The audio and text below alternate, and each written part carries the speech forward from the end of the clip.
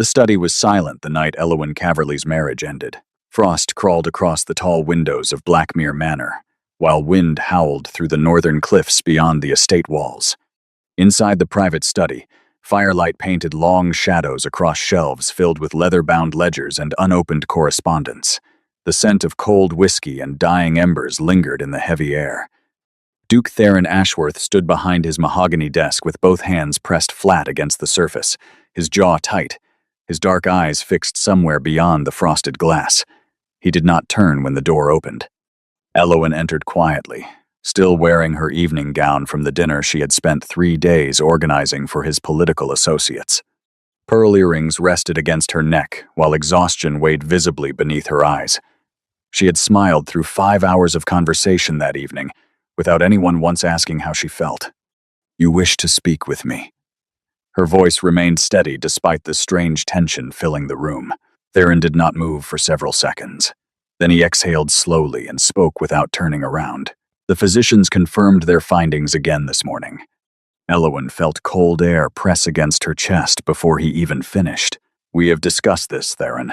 Your sister will give me an heir." 5 words. 5 words cracked through the silence of that study like fractures splitting slowly through frozen glass. Elowyn stopped breathing. Her fingers curled against the fabric of her gown while the fire popped softly beside them. For a long moment, she simply stared at the back of her husband's head, waiting for him to correct himself, to say something further, to turn around and tell her he had spoken carelessly. He did none of those things. "Jessamine has already agreed," he continued, his voice flat. "The arrangement will remain private until a child is confirmed." Something enormous collapsed quietly inside Elowyn's chest. Not violently, not loudly, the way a cathedral might crumble from within while its walls still appeared perfectly intact from the outside. She stood motionless for what felt like hours but lasted only seconds. Then, without trembling, without raising her voice, without allowing a single tear to reach her face, Elowyn slowly pulled the sapphire ring from her left hand. The ring Theron had placed there himself 2 years earlier beside the lake at Thornhaven, while the last amber light of September faded across the water, and he spoke words she had never expected to hear again, after everything the world had taken from her. She set it gently on the edge of his desk. The soft click of stone against wood was the only sound between them. Then she turned and walked out of the study without looking back. But before we continue, if you enjoy emotional stories filled with betrayal, heartbreak, and powerful moments of dignity, make sure you like this video and subscribe to the channel. And if you truly want to support us, you can use super thanks below. Your support helps us continue creating these stories for you every single day. Now, let us begin from where it all started. The Caverly family had ruled Thornhaven Estate for 4 generations, and every generation had produced daughters who married well. It was not a tradition the family discussed openly. It was something deeper than tradition. It was the unspoken architecture holding the entire household together, the single measure by which every daughter's worth was calculated before she was old enough to understand the weight being placed on her shoulders. Lord Osric Caverly governed his estate the way a banker governs a vault. Every asset counted, every alliance weighed. Every daughter evaluated not by what she thought or felt or dreamed, but by whom she could attract, and what that attraction could deliver to the family name. Elowyn was the eldest of 3 sisters, and by every visible measure, she should have been the family's greatest source of pride. She managed household accounts with precision that impressed even the estate solicitors. She remembered the names and children of every tenant farmer across 7 villages. She organized quarterly charity collections for the parish, supervised renovations to the east wing when the roof timbers began failing, and personally ensured that aging servants received full pensions when Lord Osric would have quietly dismissed them without compensation. The estate functioned as smoothly as it did largely because Elowyn worked behind it constantly. None of that mattered to her family. What mattered was that by 28 years old, Elowyn remained unmarried. Lady Venetia Caverly never said the word disappointment aloud. She did not need to. Disappointment lived in the silence that followed whenever someone mentioned Elowyn's age during social gatherings. It lived in the way her mother adjusted flower arrangements rather than meet her eyes when visitors asked polite questions about future engagements. It lived in the quiet sigh Lady Venetia released each time another invitation arrived, celebrating some younger woman's wedding. Jessamine, the middle sister, had been considered the beauty of the family since childhood. Where Elowyn carried herself with quiet composure, Jessamine moved through rooms like weather changing. Her laughter filled spaces before she entered them. Her copper hair caught candlelight in ways that made older women remember their youth with bitterness. By 23, she had already refused 2 proposals simply because neither suitor possessed enough wealth to satisfy her ambitions. Nobody criticized her for waiting. Beauty purchased patience that plainness never could. Rosalind, the youngest at 19, possessed neither Elowyn's steadiness nor Jessamine's radiance, but she had inherited her father's instinct for calculation. She watched everything carefully, spoke with rehearsed sweetness, and understood before either of her sisters that the family's affection was a currency, distributed according to usefulness. She aligned herself with whichever sister held the most power at any given moment, and currently that meant Jessamine. During weekly dinners at Thornhaven, the seating arrangement told the entire story without a single word being spoken. Lord Osric sat at the head of the table beneath the enormous portrait of his grandfather. Lady Venetia sat opposite him, monitoring conversations with the precision of someone conducting a performance. Jessamine sat to their father's right, the position of favor, while Rosalind sat beside their mother, absorbing every lesson in social maneuvering offered through glances and whispered corrections. Elowyn sat at the far end, closest to the kitchen corridor, a position that conveniently allowed her to coordinate with servants throughout the meal.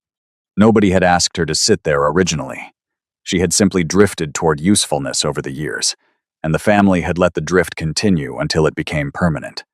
Guests visiting Thornhaven occasionally mistook her for the estate's head housekeeper. The first time it happened, Elowyn corrected the error politely.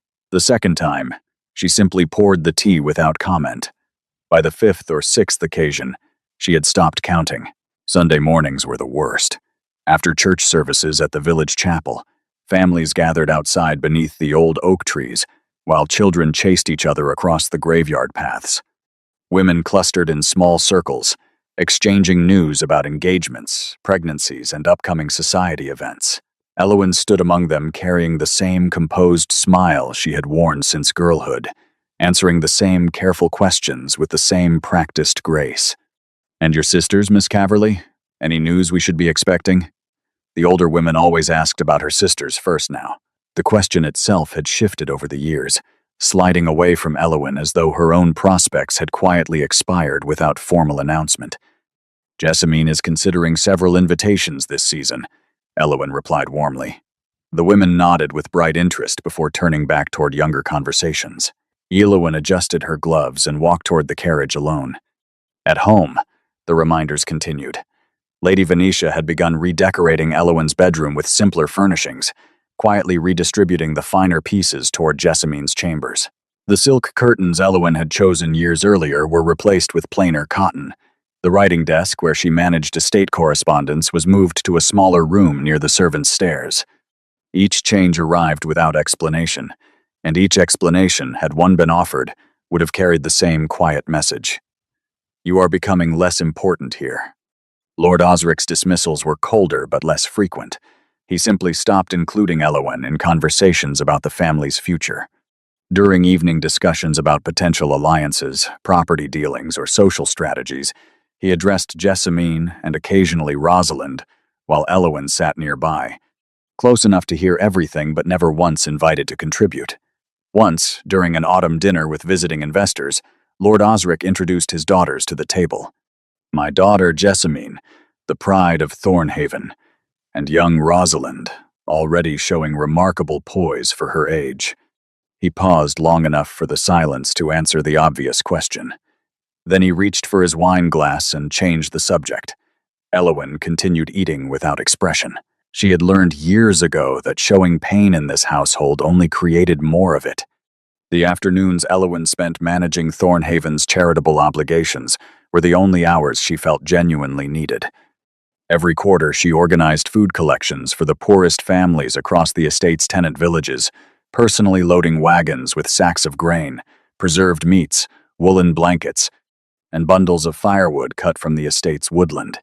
She kept a small leather notebook listing every family by name, the ages of their children, and any particular needs she had noticed during previous visits. Old Margot Fenwick, a widow living alone in a crumbling stone cottage near the northern boundary, suffered from worsening blindness. Elowyn arranged for a local girl to visit 3 times weekly, paid quietly from her own small allowance, to read letters aloud and help with cooking. When the cottage roof began leaking during autumn storms, Elowyn requested repairs through the estate office. Lord Osric denied the expense as unnecessary. Elowyn paid the carpenter herself and told no one. The Brennick family, tenants farming 40 acres of difficult hillside soil, had nearly lost their youngest son to fever the previous winter. Elowyn had driven through freezing rain to deliver medicine from the village apothecary after the family could not afford the journey themselves. She sat beside the boy's bed for 3 hours, pressing cool cloths against his forehead while his terrified mother wept in the next room. The child survived. His mother still pressed Elowyn's hand silently every Sunday outside the chapel, a gesture that communicated more gratitude than words ever could. None of these things were witnessed by anyone who mattered inside Thornhaven's walls. Jessamine spent her afternoons attending garden parties and portrait sittings. Rosalind practiced piano and studied French with a private tutor. Lady Venetia managed social correspondence. Lord Osric reviewed financial ledgers. The charitable work that sustained the estate's reputation among its tenants, the work that made struggling families speak the Caverly name with genuine warmth rather than resentful obligation, was performed entirely by the daughter the family considered its greatest failure. One rainy October evening, Elowyn returned late from delivering winter supplies to 3 families near the eastern boundary. Her boots were caked with mud, her cloak soaked through, and her fingers ached from gripping wet rains across miles of flooded country roads. She entered the manor through the kitchen corridor to avoid tracking mud across the main hall and found Neve, her lady's maid since childhood, waiting beside the servant's hearth with warm broth and dry stockings. "You will catch your death one of these days," Neve said quietly, while helping Elowyn remove her soaked gloves. Elowyn smiled tiredly. The Brennick children needed blankets before the frost settles. Neve studied her carefully for a moment, the kind of look that carried years of unspoken loyalty behind it.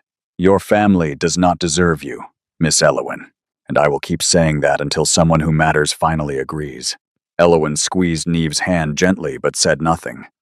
Upstairs, she could hear Jessamine laughing brightly in the drawing room, surrounded by warmth and attention and firelight, while Elowyn stood shivering in the kitchen corridor, invisible to everyone except the people society considered least important.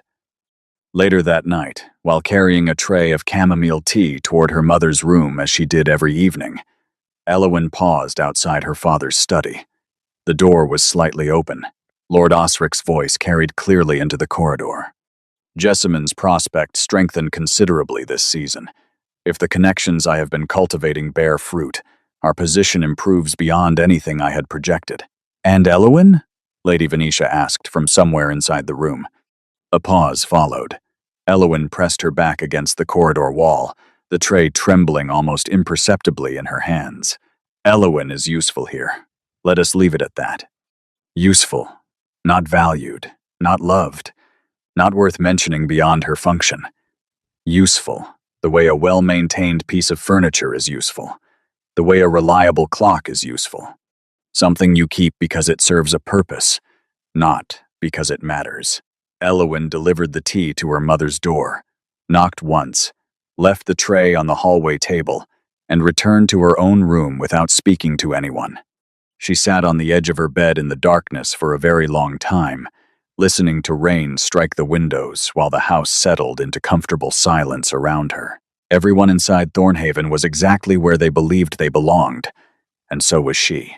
The autumn of 1847 brought the Thornhaven Harvest Celebration, an annual gathering Lord Osric had expanded over the years from a modest estate tradition into one of the most anticipated social events across 3 counties.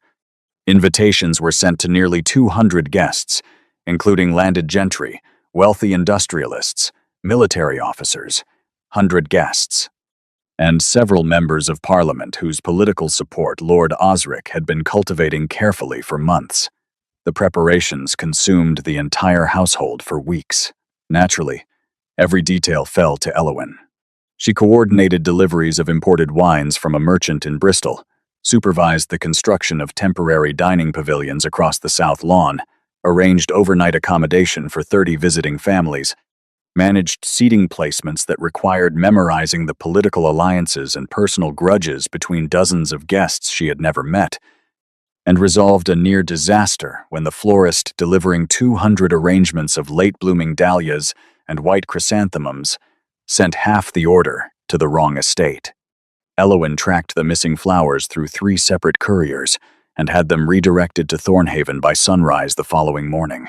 During those same weeks, Jessamine attended 2 dress fittings in London and spent an entire afternoon debating whether her gloves should be ivory or champagne.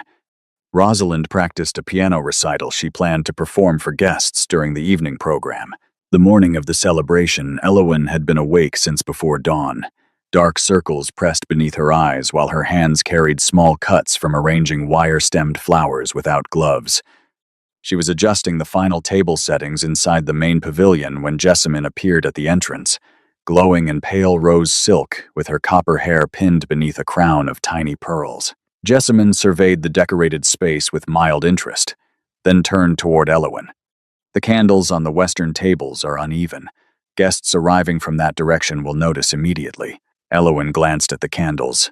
They were perfectly level, but she adjusted them anyway, without responding. By late afternoon, carriages began arriving in steady procession along the gravel drive. Women in embroidered gowns and fur-trimmed cloaks descended from polished coaches, while gentlemen in dark coats and tall hats greeted Lord Osric with firm handshakes and rehearsed compliments. The pavilion smelled of roasted venison, buttered parsnips, baked apples glazed with honey, fresh bread still warm from the ovens, and enormous pots of spiced cider steaming gently beside silver ladles. Musicians played waltzes from a raised platform draped in autumn garlands, while children chased each other between the decorated columns. Elowyn moved through the gathering like a current beneath the surface of calm water. She resolved a seating dispute between 2 feuding families before either party realized they had been separated. She discreetly replaced a cracked serving dish before guests noticed the damage. She calmed a young kitchen boy who had burned himself carrying a pot of hot cider and wrapped his hand carefully while speaking quietly enough to stop his crying before anyone important heard. Nobody thanked her. Nobody noticed. The celebration simply worked, and because it worked, everyone assumed it had organized itself. Midway through the evening, a distinguished older gentleman approached Elowyn while she arranged replacement candles near the western pavilion. "Pardon me, miss. Could you fetch another bottle of the Bordeaux? The table near the fountain appears to have run dry." Elowyn recognized him as Lord Pemberton, a longtime associate of her father who had visited Thornhaven at least a dozen times over the years. He had met her as a child. He had danced with her at a Christmas gathering when she was 20. He did not recognize her now. "Of course, my lord," Elowyn replied, and retrieved the wine without correcting him. Niamh witnessed the exchange from across the pavilion. Her jaw tightened visibly, but she said nothing. There was nothing left to say about a wound that reopened so regularly, it no longer fully closed. During dinner, Lord Osric rose to address the gathered guests with a crystal glass raised high. Thornhaven has always represented the finest values of English society: hard work, loyalty, and the enduring strength of family. Tonight I am proud to share that my daughter Jessamine has received a formal courtship proposal from Sir Gideon Hale of Ashbrook Hall. Applause filled the pavilion immediately. Jessamine smiled radiantly beside her mother while Rosalind clapped with calculated enthusiasm. Guests raised glasses toward the family table with warm congratulations. Lord Osric continued proudly. "Sir Gideon represents precisely the kind of alliance that secures a family's legacy for generations." Not once during the speech did he glance toward Elowyn. She sat at the far end of the table, still holding the napkin she had been using to quietly clean a wine stain from the tablecloth before the toast began. A woman seated nearby leaned toward her companion and whispered just loudly enough for Elowyn to hear. "Is that the eldest? The one who never married?" Elowen kept her eyes on her plate.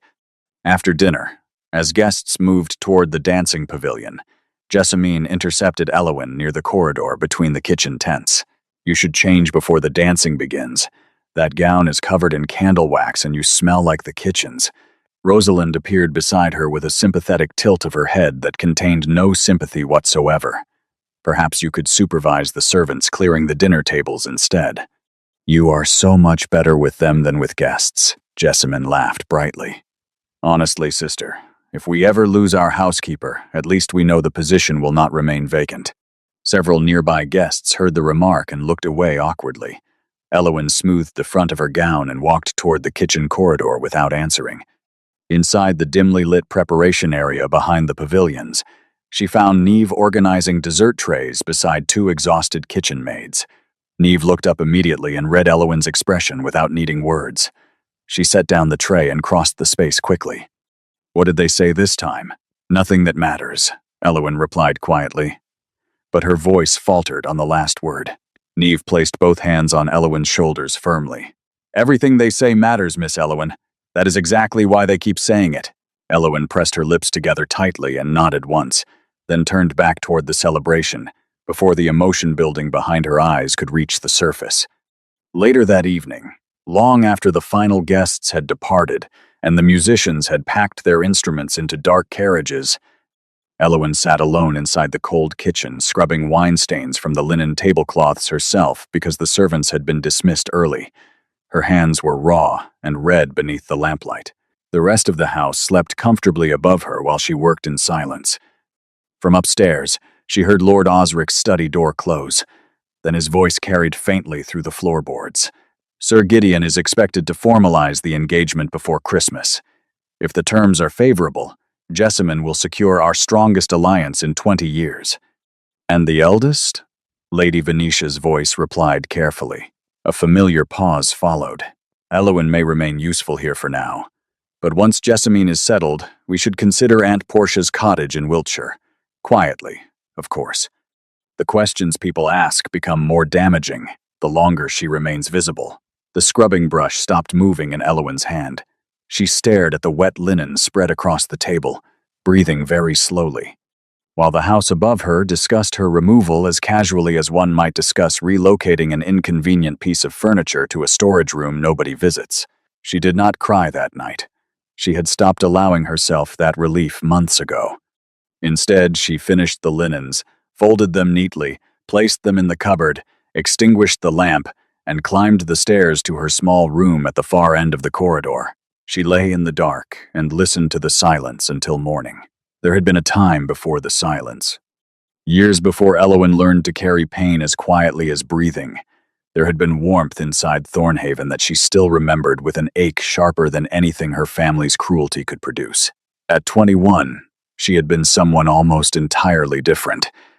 She laughed openly during dinners, argued enthusiastically about novels with visiting academics, walked through the estate gardens barefoot in the mornings when dew still clung to the grass, and sang softly beside the drawing room windows while autumn rain streaked the glass. Her voice was not remarkable by any trained standard, but it carried a warmth that made servants pause in the corridors to listen. Lord Osric had been less severe then. Lady Venetia still permitted herself occasional tenderness. Jessamine and Rosalind were still young enough that rivalry had not yet hardened into habit.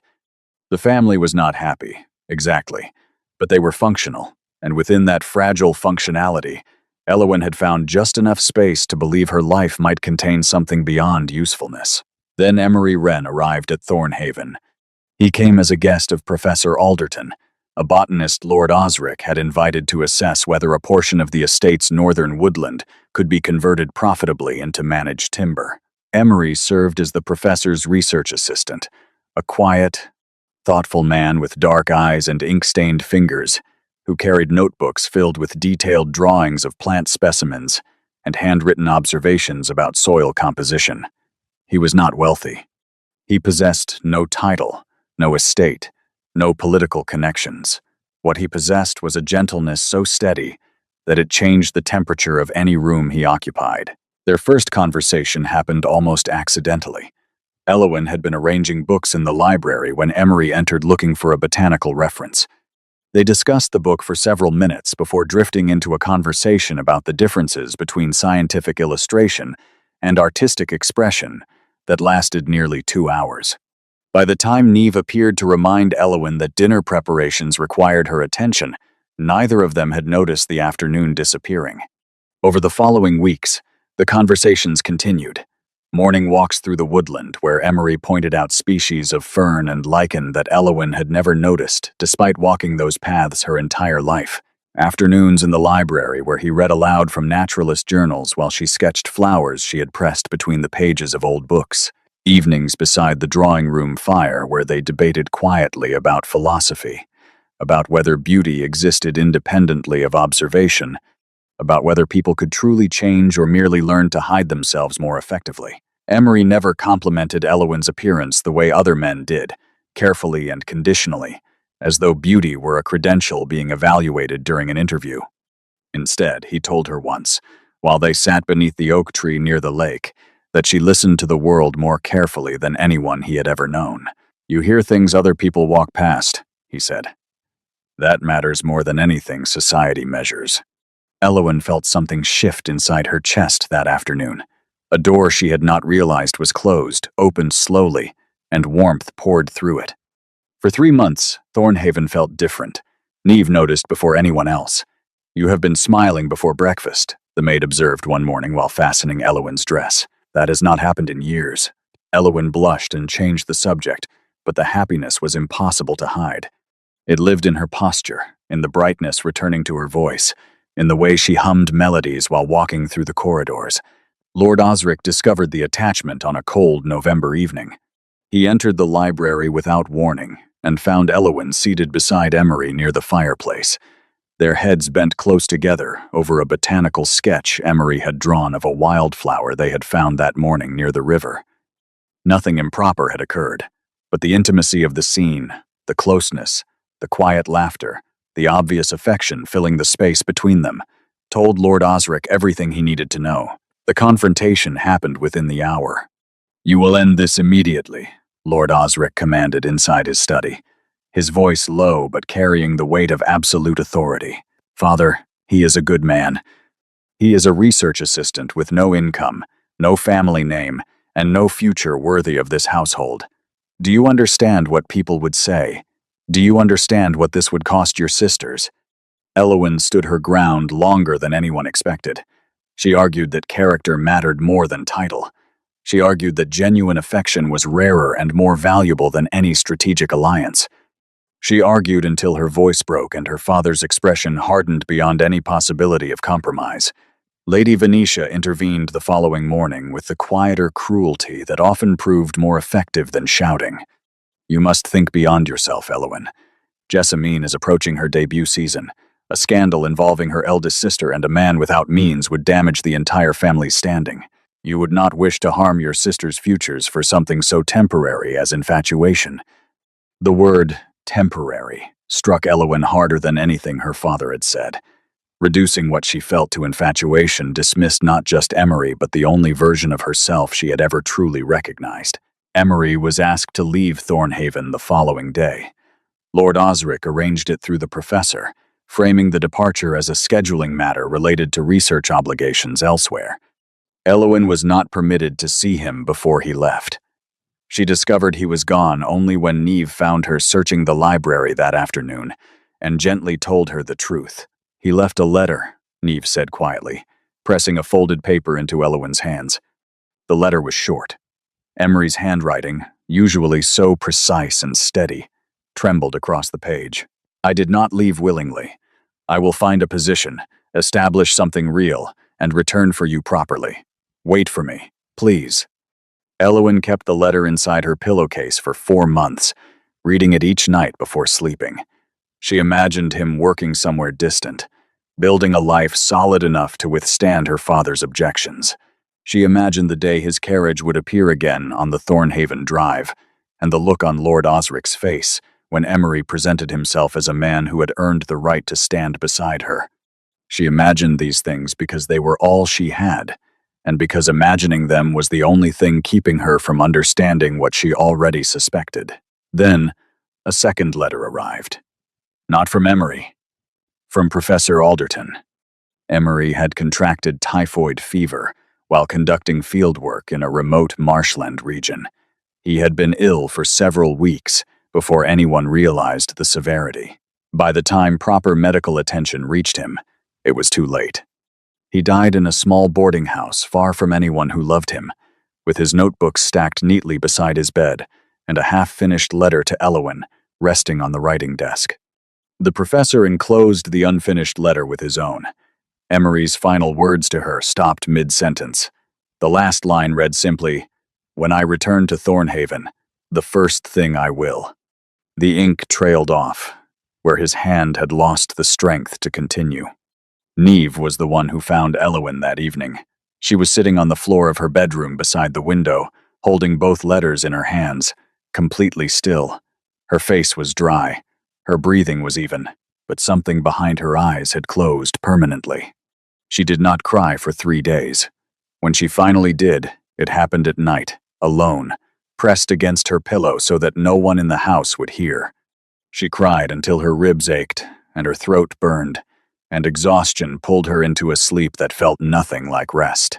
When she emerged from her room on the 4th day, she was quieter, slower, more careful with every word and gesture, as though she had realized that the world would take anything she loved openly, and she must therefore love nothing where it could be seen. The young woman who sang beside windows and argued about novels and walked barefoot through morning gardens disappeared so gradually that most people inside Thornhaven never noticed exactly when she left. Neve noticed. Neve always noticed. But even she could not reach the place where Elowin had hidden herself. The season following the harvest celebration brought Sir Gideon Hale to Thornhaven with increasing regularity, and with each visit, the household's excitement grew more insufferable. Gideon was tall, conventionally handsome, and possessed the kind of effortless social confidence that made drawing rooms feel smaller and more important whenever he entered. He spoke about his estate at Ashbrook Hall with casual pride, mentioned his London club memberships frequently, and complimented Jessamine with the practiced ease of a man who understood exactly how flattery operated as currency. Lord Osric treated each visit like a diplomatic summit. The finest wines were uncorked hours before Gideon's carriage appeared on the drive. Fresh flowers filled every room he might enter. Cook prepared elaborate meals featuring dishes Lord Osric had quietly researched as Gideon's favorites.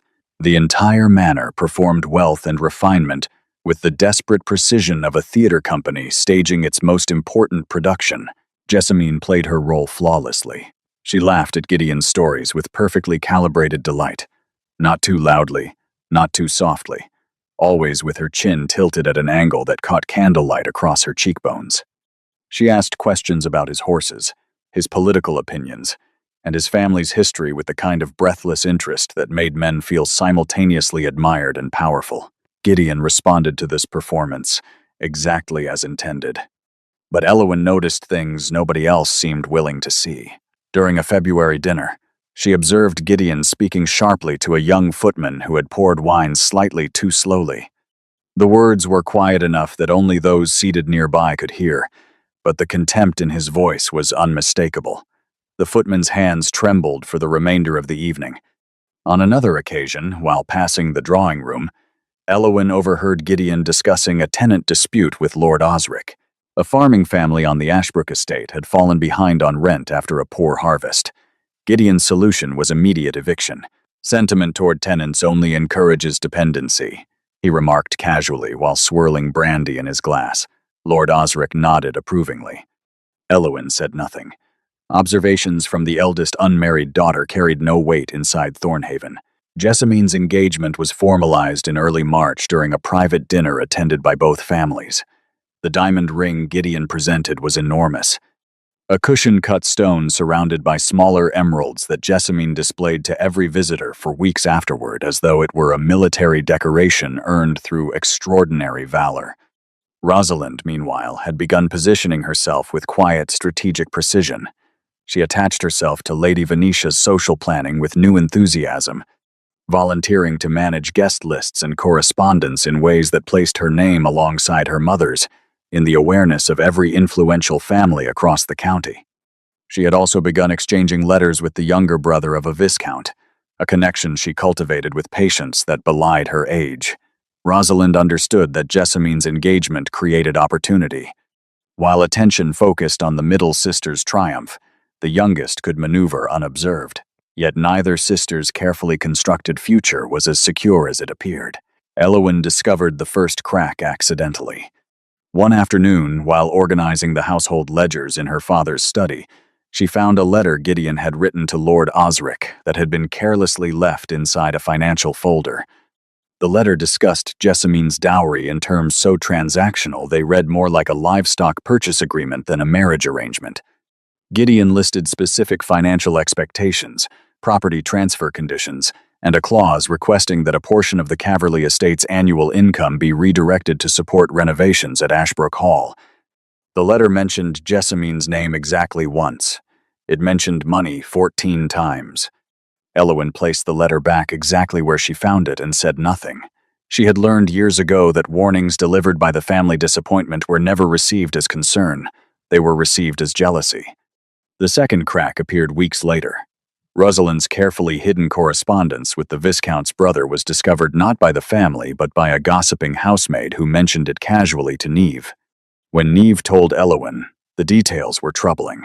The young man had a reputation among London society for accumulating debts he charmed others into paying.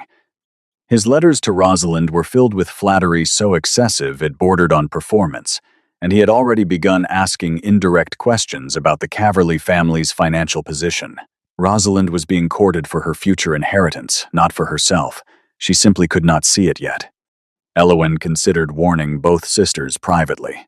She spent an entire evening composing what she might say, how she might present the evidence gently enough to be heard rather than dismissed. Then she remembered every previous attempt she had made to contribute something meaningful inside this household, and the silence that always followed. She put the words away and said nothing. The engagement celebration for Jessamine was scheduled for the first week of April, and the preparations dwarfed everything the harvest celebration had required. Lord Osric, emboldened by the significance of the Hale alliance, insisted the event rival anything London society could produce. 300 guests were invited. A string quartet was brought from Bath. The ballroom was redecorated entirely with imported silk panels, crystal centerpieces, and an enormous ice sculpture commissioned from an artist in Edinburgh. The cost was staggering, but Lord Osric considered it an investment in the family's permanent ascent. Every detail of the preparation, once again, fell to Elowyn, and once again, the woman doing the work was the woman the celebration was designed to make invisible. The name Theron Ashworth carried weight across England, the way an approaching storm carries pressure. People felt it before they saw it. Drawing rooms quieted when his name entered conversations. Politicians adjusted their positions carefully after learning where he stood on any issue. Bankers who managed the accounts of England's wealthiest families spoke about the Ashworth fortune in tones reserved for forces of nature rather than personal wealth. Duke Theron Ashworth of Blackmere-controlled estates spanning 4 counties, including thousands of acres of productive farmland, 2 profitable shipping operations along the northern coast, timber interests that supplied half the shipyards in Liverpool, and a coal mining concern that generated more annual income than most aristocratic families accumulated across entire generations. His influence inside Parliament operated not through the loud maneuvering of ambitious politicians, but through the quiet power of a man whose financial support could build or destroy political careers with a single conversation. At 35 years old, he was considered the most eligible and the most unapproachable man in England. Blackmere Manor itself reflected its owner completely. The enormous estate sat atop dark granite cliffs overlooking the North Sea, its stone walls weathered by salt wind and centuries of coastal storms. Inside, silence dominated the way sound dominates in ordinary homes. Servants moved through vast corridors with deliberate quiet, speaking only when addressed. The great hall contained a dining table long enough to seat 40 guests, but most evenings only one place setting appeared at its far end, illuminated by a single candelabra, while shadows occupied the remaining chairs. Theron ate alone almost every night. He worked alone inside his study until the fire burned low. He walked the clifftop paths alone during evenings, when the sea crashed violently enough against the rocks below to drown out the silence inside his own thoughts. Invitations accumulated unopened inside a silver tray near his study door. His steward, Bramwell, cleared them weekly without comment. Society had learned years ago that pursuing Duke Ashworth socially produced nothing except polite, impenetrable distance. Then an invitation arrived bearing the Caverley family crest. Lord Osric Caverley was requesting the Duke's attendance at Jessamine Caverley's engagement celebration. Under ordinary circumstances, it would have joined the others in the silver tray. But Lord Osric controlled access to several Northern Railway investors whose cooperation Theron required for an expansion of Blackmere's shipping infrastructure. Refusing entirely risked a business complication Theron preferred to avoid. He set the invitation aside with the expression of a man agreeing to endure unpleasant weather rather than cancel necessary travel. One evening, Bramwell said quietly from the study doorway, "Nothing beyond that." Theron did not respond. He stared at the invitation for several seconds, then returned to his correspondence while rain struck the clifftop windows behind him. What the Caverley family did not know, what almost no one outside Blackmere's walls understood, was that Theron Ashworth's coldness was not temperament, it was scar tissue. 7 years earlier, Theron had married Lady Corinna Ashworth in a ceremony celebrated across 3 counties. Corinna was warm, perceptive, and possessed the rare ability to make Theron feel understood rather than merely respected. Where the world saw the Duke of Blackmere, Corinna saw a man who read poetry beside open windows when he believed no one was watching and who spoke more honestly to his horses than to most members of Parliament. Their first year together transformed Blackmere entirely. Laughter echoed through corridors that had known only silence. Servants relaxed for the first time in memory. The great dining table accommodated guests regularly while Corinna filled the manor with music, conversation, and a warmth that softened every cold stone surface in the estate. When Corinna announced her pregnancy, Theron felt something he had never permitted himself before. Hope that was not attached to strategy or obligation. Hope that existed purely because something good was happening and he believed it would continue. The complications began in the 7th month. Corinna grew weak in ways the physicians could not adequately explain. She spent weeks confined to bed while Theron sat beside her each evening reading aloud from the same novels they had shared during their courtship.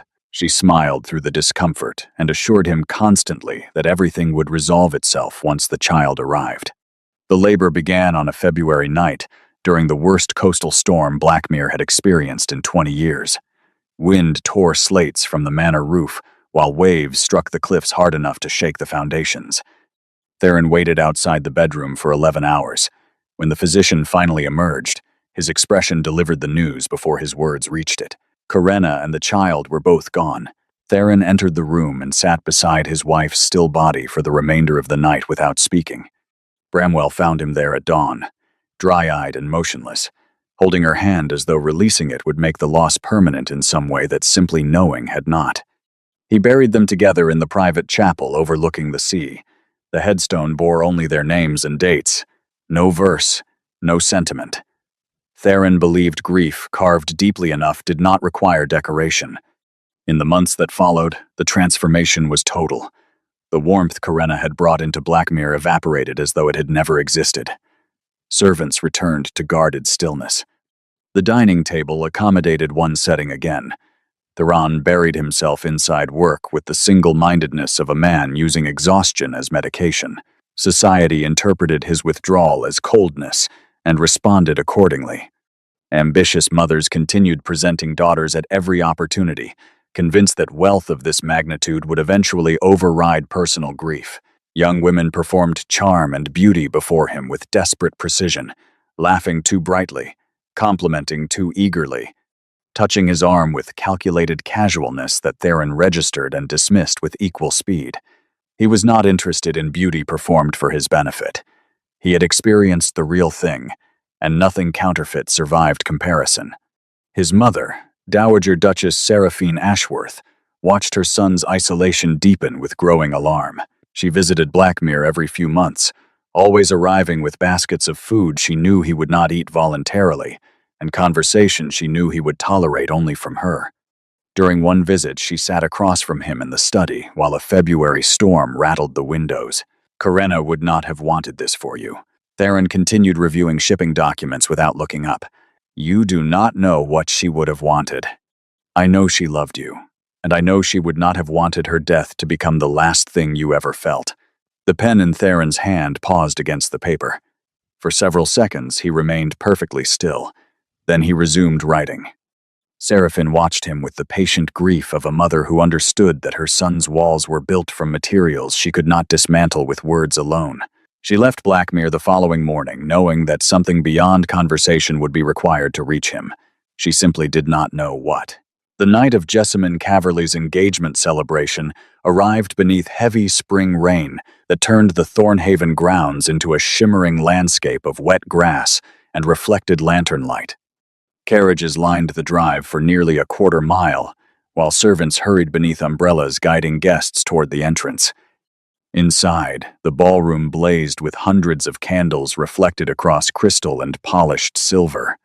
The scent of roasted lamb, honeyed carrots, fresh bread, sugared pastries, and warm spiced wine saturated the air, while the string quartet from Bath played elegant waltzes beneath garlands of white roses and trailing ivy.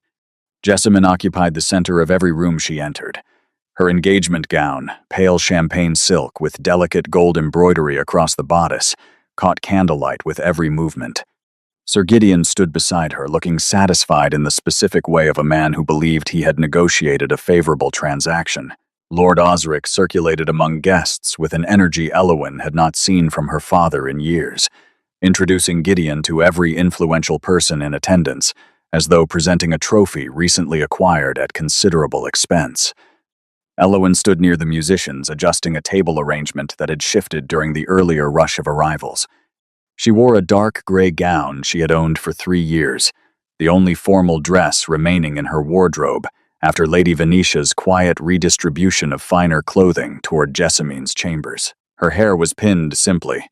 She wore no jewelry. Then the ballroom doors opened, and everything changed. Duke Theron Ashworth entered Thornhaven the way silence enters a room after a window breaks. Every conversation within 20 feet of the entrance faltered. Women straightened instinctively. Men adjusted their posture. Even the musicians hesitated briefly before continuing. He wore black from collar to boot, unadorned except for a single silver watch chain visible against his dark waistcoat. His expression carried nothing. Not warmth, not hostility, not interest. He surveyed the room the way a man surveys whether he intends to endure rather than enjoy. Lord Osric hurried forward immediately, his face flushed with excitement he could barely contain. Jessamine's eyes widened with recognition. Lady Venetia pressed her hand against her chest. Even Rosalind, usually composed beyond her years, stared openly. The wealthiest duke in England was standing inside their ballroom. Within minutes, the social architecture of the entire evening rearranged itself around Theron's presence. Women positioned themselves along his probable path through the room. Mothers whispered urgent instructions to daughters. Jessamine adjusted her posture and smiled with renewed intensity, clearly calculating whether the Duke's attendance represented an opportunity even larger than Sir Gideon. Theron greeted Lord Osric with brief courtesy, answered several guests' questions with polite economy, and declined 2 invitations to dance within his first 10 minutes inside the ballroom. He accepted a glass of wine he did not intend to drink and positioned himself near the tall windows overlooking the rain-soaked gardens, observing the celebration with detached patience. Then something happened near the dining tables. Sir Gideon had been speaking loudly to a group of gentlemen about a recent horse auction when a serving girl, no older than 15, accidentally brushed his elbow while reaching to refill a water pitcher. A small amount of water splashed across the cuff of his jacket. Gideon turned sharply. His voice dropped low but carried clearly to anyone standing nearby. "Watch yourself, girl, or I will have you removed from this household before the evening ends." The girl froze, her face draining of color. The water pitcher trembled dangerously in her hands. Several guests nearby looked away uncomfortably while Gideon adjusted his cuff with visible irritation. Before the girl could stammer an apology, Elowyn appeared beside her. She placed one steady hand against the girl's arm and spoke quietly enough that only those immediately nearby could hear. "You are fine. Take the pitcher to the kitchen. I will bring fresh water myself." The girl nodded gratefully and retreated quickly. Elowyn picked up a clean cloth from the serving station and turned toward Gideon with composed politeness. "I apologize for the disruption, Sir Gideon. May I offer a fresh napkin for your cuff?"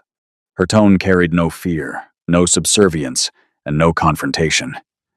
It carried something rarer, complete self-possession in a moment where most people would have either cowered or bristled.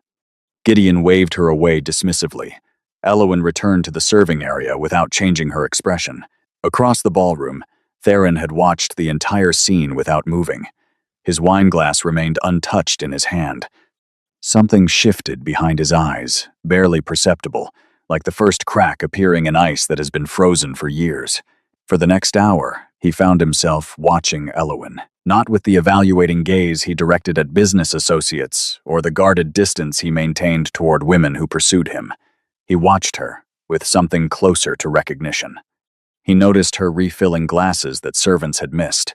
He noticed her quietly redirecting a confused, elderly guest toward the correct corridor. He noticed her calming a flustered musician whose sheet music had scattered across the damp floor, kneeling to help gather the pages without hesitation, while guests in silk gowns stepped carefully around them both. He noticed the way every servant she interacted with relaxed visibly, as though her presence alone communicated safety. Most importantly, he noticed that not a single member of her own family acknowledged her existence the entire evening. Jessamine laughed brilliantly at the center of every conversation, while her eldest sister worked invisibly around the edges. Lord Osric presented his younger daughters to every guest of importance, while Elowyn stood unintroduced beside the serving tables. The contrast was so stark, so habitual, that it clearly represented years of practiced exclusion rather than a single evening's oversight. During a pause in the music, Theron set down his untouched wine and crossed the ballroom. The movement was unhurried but deliberate, and because every person in the room had been tracking his position all evening, the trajectory of his walk drew immediate attention. He passed Jessamine without glancing at her. He passed Lady Venetia without acknowledgement. He walked directly toward the woman, standing alone near the serving tables, wearing a 3-year-old gray gown and no jewelry. "Miss Caverly." Elowyn looked up, clearly uncertain whether he was addressing her or someone nearby. She glanced briefly over her shoulder before realizing there was no one else. "I understand you manage the charitable collections for this estate." The question was so unexpected that Elowyn blinked before answering. "I do, Your Grace. Though it is not something most guests notice or inquire about. I notice what people do when they believe no one important is watching." The sentence landed between them with weight neither of them had anticipated. Elowyn held his gaze for several seconds without looking away, and in that brief exchange, something passed between them that the surrounding ballroom could not access or understand. It was not romance. It was not attraction in the way society measured such things. It was the quiet shock of encountering a familiar language in a foreign country. "Tell me about the families you visit," Theron said. It was not a request made from politeness. It was not the kind of question designed to fill silence before moving to a more interesting conversation partner. He was asking because he wanted to know. Elowyn recognized the difference immediately because so few people in her life had ever demonstrated it. She spoke for nearly 20 minutes. She described the Brennick family and the boy who nearly died. She described old Margot Fenwick and the leaking roof Lord Osric refused to repair. She described walking country roads in freezing rain to deliver medicine and blankets to families who had no other source of help. She spoke without self-pity and without seeking admiration. She spoke the way someone describes work they consider simply necessary. Theron listened without interrupting once. When she finished, he was quiet for a long moment. "You are nothing like anyone else in this room," he said finally. Across the ballroom, Jessamine's smile had disappeared entirely. Lord Osric stared openly with an expression caught between confusion and desperate recalculation. Lady Venetia gripped the edge of her chair until her knuckles whitened. The Duke of Blackmere was speaking to the wrong daughter, and he showed no intention of stopping. The weeks following Jessamine's engagement celebration produced a sequence of events that nobody inside Thornhaven could have predicted, and nobody outside it could stop discussing. Duke Theron Ashworth requested permission to call upon the Caverly household. Lord Osric granted it immediately, assuming the Duke's interest centered on either business matters or, more hopefully, Jessamine. The first visit disabused him of both assumptions within 15 minutes. Theron arrived, greeted Lord Osric with brief courtesy, declined tea with Lady Venetia, and asked whether Miss Elowen Caverly might be available for a walk through the estate grounds. The silence that followed lasted long enough to hear the clock ticking in the entrance hall. The walks became weekly, then twice weekly. Theron and Elowen covered miles of Thornhaven's countryside paths discussing subjects that would have bewildered anyone expecting aristocratic courtship rituals. They discussed estate management philosophy. They debated whether charitable obligation was genuine compassion or merely guilt dressed in better clothing. They argued about whether solitude was a choice or a defense, and neither conceded the point. They spoke about loss carefully, circling around the subject the way travelers approach a landscape they recognize but are not yet ready to enter fully. Neither pressed the other for details before they were offered. What struck Theron most deeply was that Elowen never once mentioned his title, his wealth, or his influence. She spoke to him the way she spoke to tenant farmers and kitchen staff, with the same directness and the same absence of performance. After years surrounded by people who calibrated every word according to what they wanted from him, her indifference to his status felt disorienting and then necessary. What struck Elowen, though she would not have admitted it, was that Theron listened to her. Not politely, not strategically. He listened the way Emery once had, with attention that made her feel visible rather than evaluated. It unsettled her because she had long ago decided that particular feeling was something she would never experience again. The courtship produced exactly the reactions one might expect inside Thornhaven.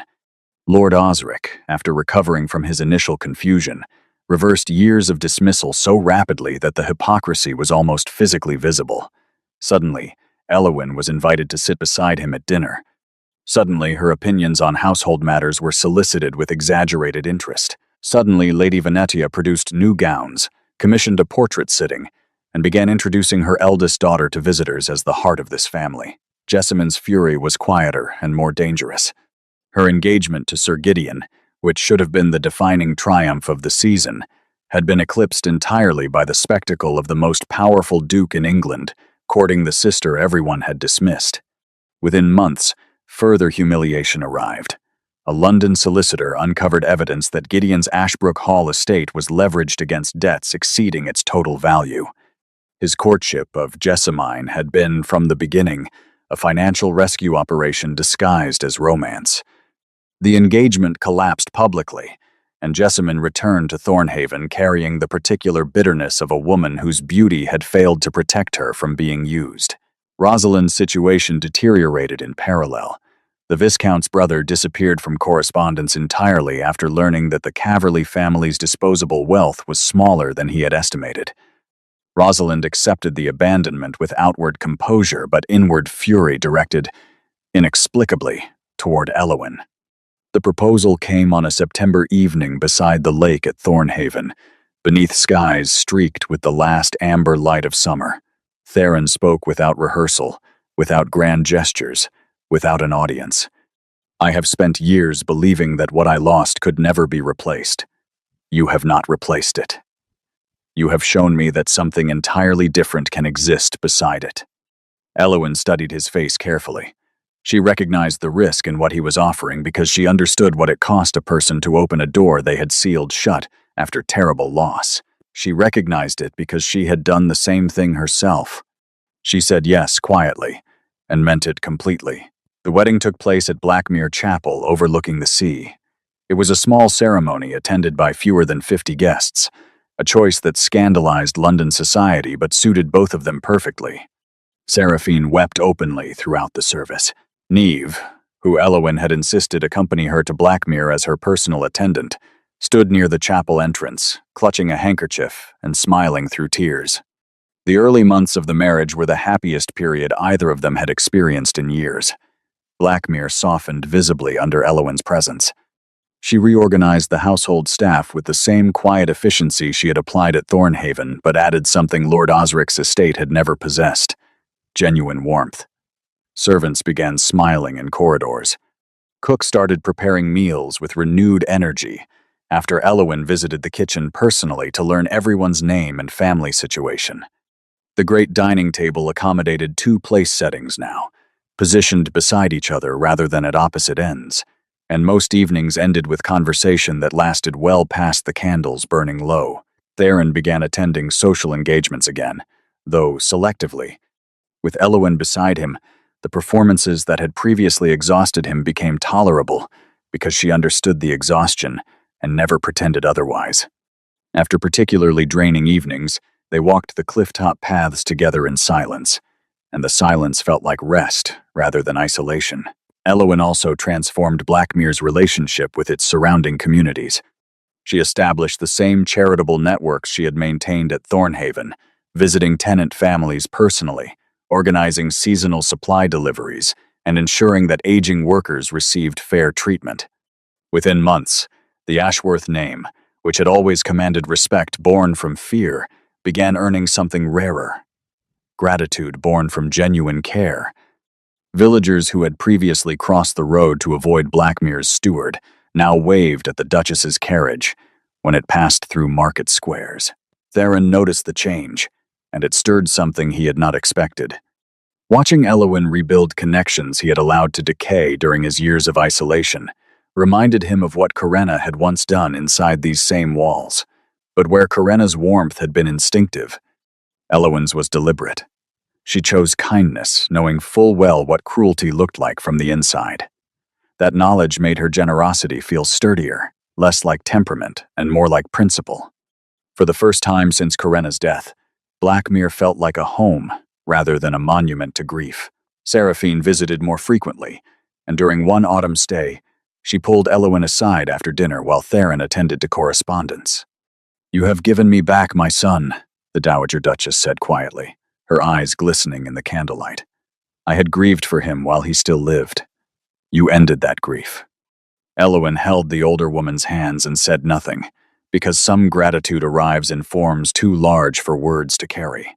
Then the pressure began. It started with questions so carefully phrased they almost disguised themselves as innocent conversation. Seraphine, during a spring visit, placed her hand over Elowin's at breakfast and asked gently whether there might be happy news to share soon. The question was asked with love, but it planted a seed of expectation that began growing immediately. Within months, the questions multiplied. Lord Osric's letters to Theron mentioned legacy and continuation with increasing frequency. Political associates raised the subject of heirs during business discussions with the casual cruelty of men who considered reproduction a strategic matter rather than a personal one. Society newspapers published speculative paragraphs wondering when the Ashworth line would be secured. Elowin conceived twice during the first year. Both pregnancies ended in loss. The first, early enough that only Neve knew. The second, late enough that the grief carved itself permanently into the walls of Blackmere. Elowin spent 3 days in bed afterward, staring at the ceiling while Neve sat beside her, holding her hand without speaking. Theron stood in the doorway each evening but could not seem to enter the room fully, as though crossing the threshold would force him to confront a kind of loss he had already survived once and did not know if he could survive again.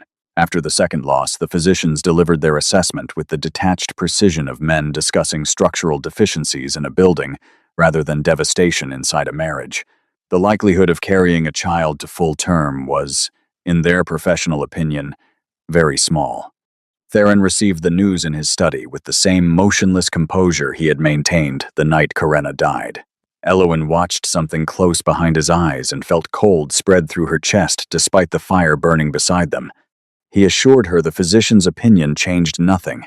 He held her hands and spoke firmly. She believed him because she needed to believe him, and because the alternative was too familiar to the pain she had spent years learning to survive.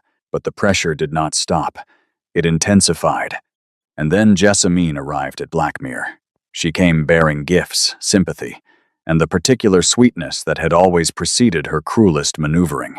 She embraced Elowin at the entrance hall with tears that glistened convincingly beneath the chandelier light.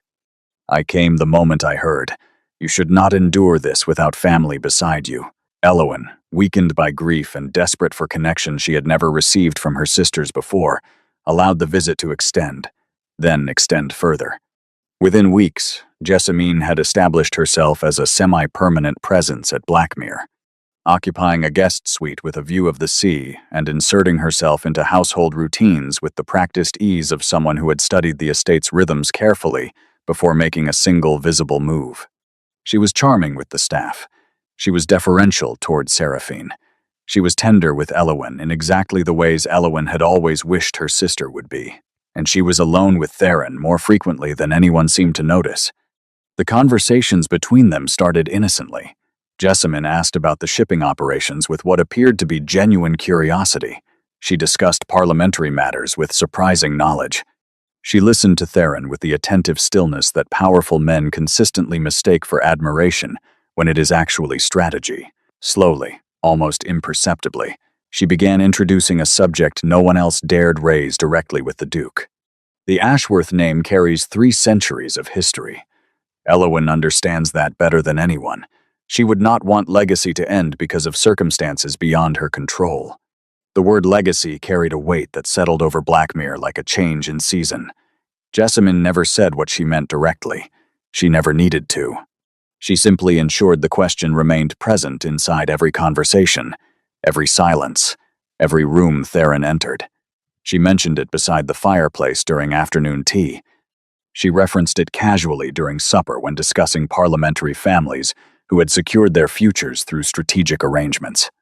She planted the idea so consistently and so subtly that Theron began thinking about it as though the thought had originated inside his own mind, rather than being placed there by careful, patient hands. One evening, Elowyn passed the drawing room and heard Jessamine speaking to Theron in a tone so gentle it bordered on tenderness. "You carry too much responsibility alone, Your Grace. Elowyn worries about burdening you. She told me so herself. She would never ask you to sacrifice the Ashworth legacy for her sake. She loves you too deeply for that." The manipulation was exquisite. Every word positioned Jessamine as Elowyn's advocate, while slowly undermining the marriage from within. Every sentence expressed concern for Elowyn while making Theron feel that choosing legacy over his wife was somehow an act of love rather than betrayal. Elowyn stood outside the door long enough to hear her sister's voice soften further before she walked away. Her hands were steady, her breathing was even. But something inside her had begun preparing for an ending she could feel, approaching the way animals sense storms before the sky changes. Meanwhile, Elowyn felt the distance growing between herself and her husband, the way one senses a tide retreating. Not suddenly, not dramatically, but steadily enough that the cold accumulated without any single moment being alarming enough to address. Theron spent longer evenings inside his study. Their conversations grew shorter. The clifftop walks became less frequent. When Elowyn reached for his hand at dinner, he held it, but his grip felt like obligation rather than desire. She told herself she was imagining the change. She told herself grief distorted perception. She told herself that the man who had proposed beside the lake was still the same man sitting across the darkening dining table. Then Neve told her what she had been refusing to see. "Miss Jessamine has been meeting privately with the Duke inside his study, twice this week, with the door closed." Elowyn felt the floor shift beneath her, not violently, slowly. The way the ground shifts before a structure that appeared permanent reveals it was built on something that could not hold. She said nothing to Theron. She said nothing to Jessamine. She waited. And the waiting was worse than knowing because it contained every possible version of the truth simultaneously, and none of them left her intact. The physicians returned to Blackmere on a Tuesday morning in late November. Rain fell steadily against the manor windows, while gray light pressed through the corridors like something too tired to push further. Elowyn watched from the upstairs landing as 2 men in dark coats were escorted toward Theron's study by Bramwell. She had not been informed they were coming. The door closed behind them. An hour later, a maid delivered a brief message. The Duke wished to speak with her in his study that evening after dinner. The formality of the request told Elowyn everything the words themselves did not. Husbands do not summon wives they intend to comfort. They summon wives they intend to address. She spent the afternoon in the small sitting room overlooking the eastern gardens, the room she had quietly made her own since arriving at Blackmere. Rain blurred the glass while she sat motionless in the chair beside the window, her hands resting in her lap, her breathing steady and measured. She did not cry. She did not pace. She sat with the stillness of someone preparing to walk into a room where something irreversible would happen, and knowing that the only thing she could control was how she walked. On the side table beside her chair rested a small leather notebook, the same one she had kept since Thornhaven, listing tenant families, their children's names, their particular needs. She had continued the practice at Blackmere. The pages were filled with her careful handwriting, evidence of years spent caring about people most of society considered invisible. She ran her thumb across the notebook's worn cover without opening it. Whatever happened tonight, this would remain true about her. No conversation inside any study could erase what these pages represented. Neve entered late in the afternoon carrying tea Elowyn had not requested. "You do not have to go in there tonight." Elowyn looked at her maid with an expression that carried years of accumulated understanding. "Yes, I do." Neve stood in the doorway for a long moment, holding the teacup with both hands, studying the woman she had served since childhood. She had watched Elowyn endure things that would have broken most people long before this evening. She had watched her absorb cruelty from her own family without complaint, carry grief from Emery's death without sharing it, build a life inside Blackmere with generosity that never asked for recognition, and lose 2 children without once blaming anyone, including herself. Neve understood, perhaps better than anyone alive, that whatever was about to happen inside that study, Elowyn would survive it. Not because she was strong in the way the world typically measured strength, but because she had been surviving things her entire life that the people around her never even noticed were happening. Dinner passed in near silence. Jessamine was absent from the table, a detail that registered with the precision of a key turning inside a lock Elowyn had been pretending was not there. Theron ate mechanically, his attention fixed somewhere far beyond the food before him. Twice Elowyn considered speaking. Twice, she decided against it. When the plates were cleared, Theron stood without a word and walked toward his study. Elowyn followed several minutes later. The study felt colder than any room in Blackmere had felt since the night Corinna died. Frost covered the tall windows while wind pressed against the manor walls from the northern cliffs. Firelight threw long shadows across the bookshelves. The scent of untouched whiskey and fading firelight hung in the heavy air. Theron stood behind his mahogany desk with both hands pressed against the polished wood, his jaw tight, his dark eyes fixed somewhere beyond the frozen glass. He did not turn when she entered. "You wish to speak with me?" He exhaled slowly. The sound carried weight far beyond breathing. The physicians confirmed their findings again this morning. Elowyn felt cold air press against her chest. "We have discussed this, Theron." The silence that followed lasted long enough for the fire to pop twice beside them. Then he spoke the words that ended everything. "Your sister will give me an heir." They landed the same way they had landed in the opening of this story, like fractures splitting through frozen glass. But now, they carried the full weight of everything behind them.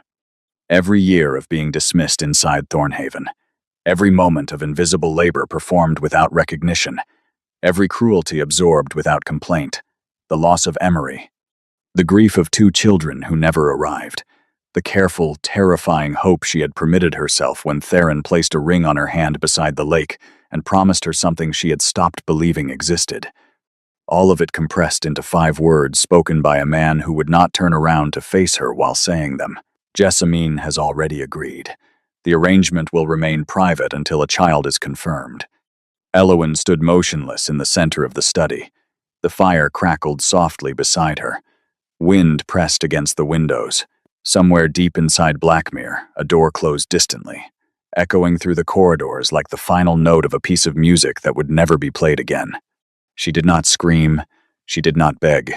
She did not ask him to reconsider, to look at her, to remember who she was before this room reduced her to a problem requiring a solution.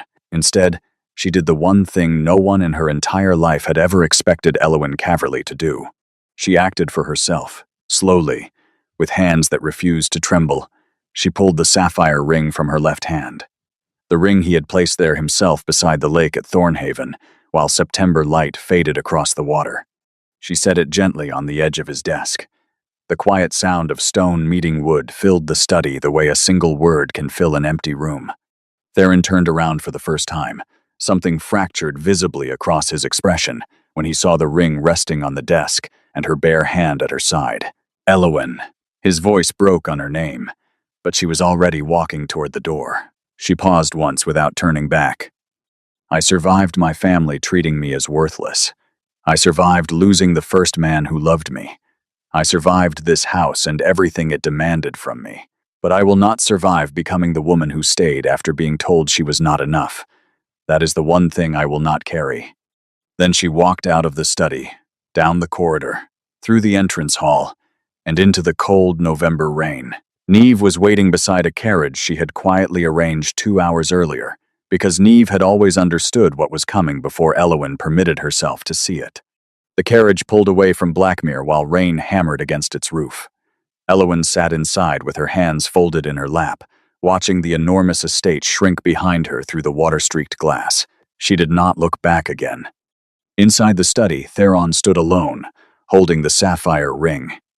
The fire had burned down to ash.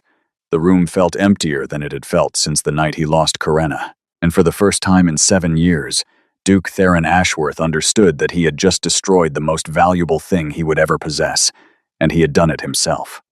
The years that followed Elowen's departure from Blackmere moved slowly across England, carrying consequences that settled into the lives of everyone this story has touched. Elowen did not return to Thornhaven. She traveled instead to the small coastal village of Heartstone, where an elderly aunt on her mother's side owned a modest stone cottage overlooking the sea. The cottage was simple, windswept, and entirely her own. For the first weeks, she did very little except walk the cliffside paths and sleep more deeply than she had in years. Nev, who had refused to remain at Blackmere without her, managed the cottage with the quiet devotion she had carried since Elowen's childhood. Gradually, Elowen began doing what she had always done. She organized food collections for the poorest families in the village. She established a small fund to provide winter clothing for children whose parents worked the fishing boats. She taught reading to young women inside the village church on Wednesday afternoons. She helped a fisherman's widow navigate a property dispute with a local landowner, spending weeks researching the relevant statutes until the widow's claim was upheld. Within 2 years, she had quietly become the most respected person in Heartstone.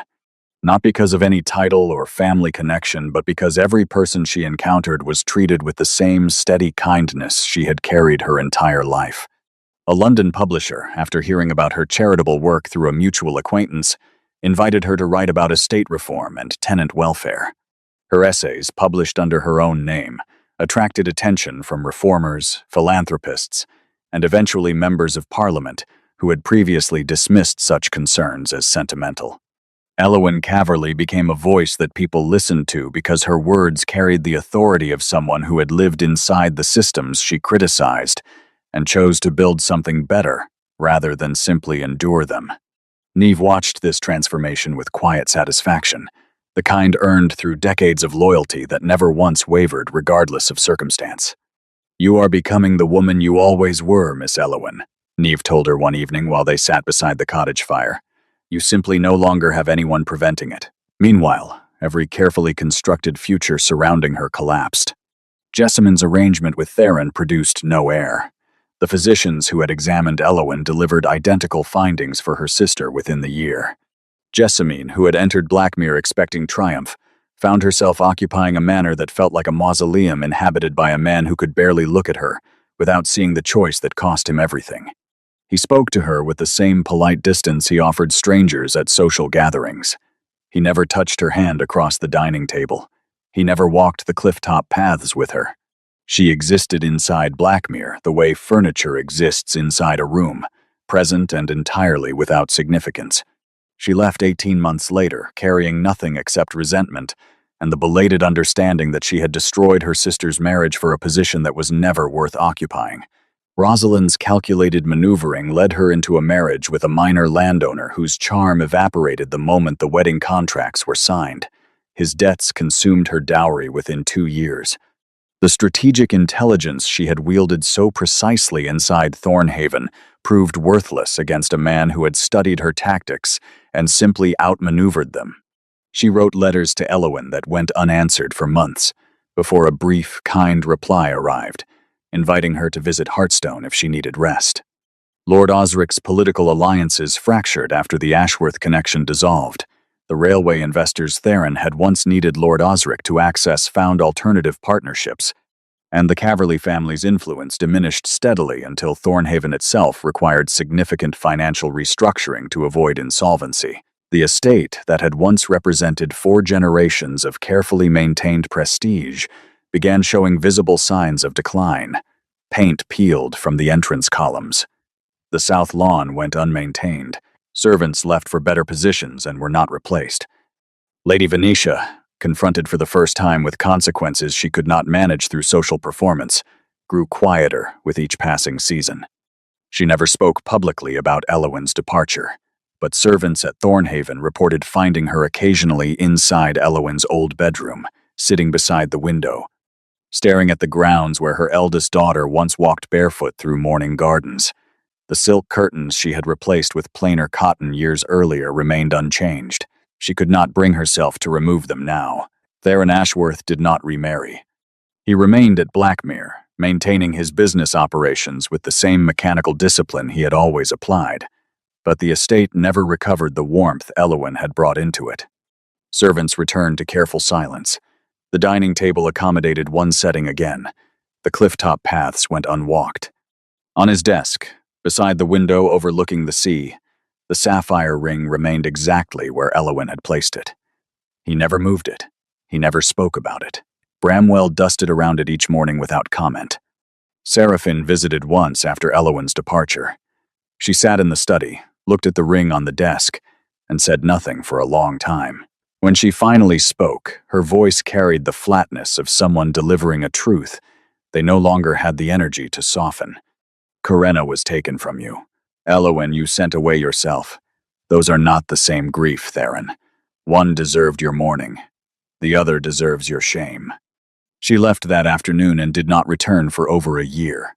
When her letters arrived, they were shorter than before and carried none of the gentle prodding that had once characterized her attempts to reach her son. She had stopped trying. That absence hurt Theron more than any words she had spoken, because it meant the one person who had never given up on him had finally concluded there was nothing left to reach.